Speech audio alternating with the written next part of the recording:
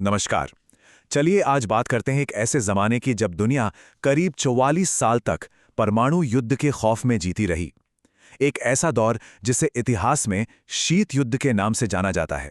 तो ये शीत युद्ध आखिर था क्या? देखिए, इसका नाम शीत या कोल्ड इसलिए है क्योंकि ये कोई आमने सामने की लड़ाई नहीं थी। ये असल में एक ग्लोबल लेवल की दुश्मनी थी, जो लड़ी गई विचारधारा से, पैसे से, दूसरे देशों में छद्म युद्धों से और हाँ, एक बहुत ही खतरनाक हथियारों की होड़ से। तो हुआ ये कि दूसरे विश्व युद्ध के बाद दुनिया साफ साफ दो हिस्सों में बट गई। आप कह सकते हैं दो अलग अलग दुनियाएं बन गईं। एक तरफ था अमेरिका और उसका पूंजीवादी खेमा, और दूसरी तरफ सोवियत संघ और उसका साम्यवादी खेमा। और इन दोनों की दुनिया को लेकर सोच में जमीन आसमान का फर्क था। अच्छा, तो इस पूरे कॉम्प्लेक्स इतिहास को समझने के लिए हम इसे 5 हिस्सों में बांटकर देखेंगे। पहले जानेंगे कि ये दुनिया बंटी कैसे, फिर देखेंगे कि टकराव का दौर कैसा था, उसके बाद तनाव को कम करने की कोशिशें कैसे हुईं, फिर आएगा इसका अंतिम अध्याय, और आखिर में हम बात करेंगे कि शीत युद्ध अपने पीछे क्या विरासत छोड़कर गया। चलिए तो शुरू करते हैं पहले हिस्से से। आखिर ये सब शुरू कहाँ से हुआ, ये दुश्मनी पैदा कैसे हुई? और यहीं पर एक बहुत बड़ा सवाल उठता है जिस पर इतिहासकार आज भी बहस करते हैं कि भाई ये जो शीत युद्ध था, ये असल में था क्या? क्या ये सिर्फ दो अलग अलग विचारधाराओं की लड़ाई थी, या फिर ये दुनिया पर अपना दबदबा कायम करने की, मतलब सत्ता की सीधी सीधी लड़ाई थी? और मजे की बात यह है कि इस सवाल का जवाब भी वक्त के साथ बदला है। पहले के इतिहासकार मानते थे कि सारी गलती सोवियत संघ की थी, वो फैलना चाहता था। फिर कुछ ने कहा नहीं नहीं, अमेरिका की नीतियां भी कम आक्रामक नहीं थी। और आज ज्यादातर लोग ये मानते हैं कि देखो, ताली एक हाथ से नहीं बजती, जिम्मेदारी दोनों की थी।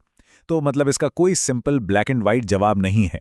तो अब हम आते हैं शीत युद्ध के पहले फेज पर, और सच कहूं तो ये सबसे ज्यादा तनाव वाला और खतरनाक दौर था। एक ऐसा दौर जब दुनिया कई बार तीसरे विश्व युद्ध के बिल्कुल करीब आ गई थी। यहां देखिए कैसे चीजें बहुत तेजी से बिगड़ी।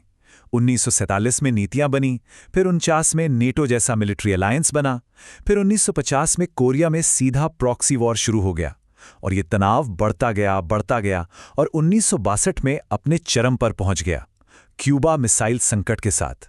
वो पल जब सच में सबकी सांसें रुक गई थीं। सिर्फ 13 दिन सोचिए, अक्टूबर 1962 के वो 13 दिन जब क्यूबा में सोवियत मिसाइलों की वजह से अमेरिका और सोवियत संघ एक दूसरे के सामने थे और पूरी दुनिया परमाणु युद्ध के मुहाने पर खड़ी थी। इससे ज्यादा करीब हम कभी नहीं आए। जब आप तबाही के इतने करीब से गुजरते हैं तो अकड़ ठिकाने आ जाती है। क्यूबा मिसाइल संकट के बाद दोनों ही सुपर पावर्स को यह समझ आ गया कि ऐसे नहीं चलेगा, और यहीं से शुरू हुआ एक नया दौर जिसे हम देतांत कहते हैं, जिसका सीधा सा मतलब है तनाव में कमी। लेकिन ये दौर बड़ा ही विरोधाभासी था। मतलब एक तरफ तो हथियारों को कम करने के लिए सॉल्ट जैसी संधियां हो रही थीं, और दूसरी तरफ वियतनाम में भयंकर युद्ध चल रहा था। सोवियत संघ अपने ही सहयोगी देशों जैसे चेकोस्लोवाकिया में किसी भी विरोध को बेरहमी से कुचल रहा था। तो तनाव कम तो हुआ, पर दुश्मनी खत्म नहीं हुई थी। और इस बीच दुनिया का पूरा समीकरण ही बदल रहा था। अब खेल सिर्फ अमेरिका और सोवियत संघ के बीच नहीं था। चीन एक नई ताकत के तौर पर उभर रहा था, और भारत जैसे देशों ने मिलकर गुटनिरपेक्ष आंदोलन बनाया, जो कह रहे थे कि भाई हम ना तुम्हारी तरफ हैं ना तुम्हारी तरफ, हम अपना अलग रास्ता बनाएंगे। तो ये जो दो ध्रुवीय दुनिया थी वो अब कॉम्प्लिकेटेड हो रही थी। और इसी के साथ हम पहुंचते हैं इसके आखिरी चरण पर, इसके फाइनल चैप्टर पर, जहां हम देखेंगे कि कैसे ये 44 साल से चली आ रही दुश्मनी एकदम अचानक बड़े ही नाटकीय अंदाज में खत्म हो गई। 1979 में सोवियत संघ ने अफगानिस्तान पर हमला किया और लगा कि शीत युद्ध फिर से अपने पुराने दौर में लौट आया है। लेकिन फिर कुछ ऐसा हुआ जिसकी उम्मीद किसी को नहीं थी। सोवियत संघ में गोर्बाचेव आए और उन्होंने कुछ सुधार शुरू किए, पेरेस्ट्रोइका और ग्लासनोस्त, और इन सुधारों ने एक ऐसी चेन रिएक्शन शुरू कर दी कि 1989 में बर्लिन की दीवार गिर गई, और देखते ही देखते 1991 में पूरा का पूरा सोवियत संघ ही बिखर गया। तो अब जब ये सब खत्म हो गया, सोवियत संघ रहा नहीं, तो दुनिया कैसी थी?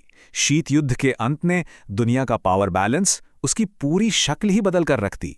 दुनिया का नक्शा ही नया बन गया। इसकी विरासत बहुत गहरी है और आज भी महसूस की जाती है। सबसे पहली बात, अमेरिका दुनिया का अकेला सुपर पावर बन गया। दूसरी, सोवियत संघ के टूटने से 15 नए देश वजूद में आए, जर्मनी एक हो गया।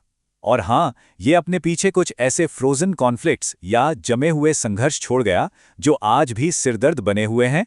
तो आखिर में हमें इससे क्या समझना चाहिए? सबसे जरूरी बात यह है कि शीत युद्ध सिर्फ दो देशों की मिलिट्री की लड़ाई नहीं थी। ये उससे कहीं ज्यादा था। ये सोच की, आइडियाज की एक ग्लोबल जंग थी, जिसने करीब करीब आधी सदी तक दुनिया की हर चीज, सरहदों से लेकर अर्थव्यवस्थाओं तक, को शक्ल दी। और ये हमें आज के लिए एक बड़े सवाल पर लाकर छोड़ता है कि ये दुश्मनी जो 30 साल से भी पहले खत्म हो गई, उसकी परछाई आज भी हमारी दुनिया पर कैसे पड़ रही है। अगर आज की जियोपॉलिटिक्स को समझना है, चाहे वो देशों के बीच की दोस्ती दुश्मनी हो या दुनिया में चल रहे छोटे बड़े झगड़े, तो हमें शीत युद्ध को समझना ही होगा।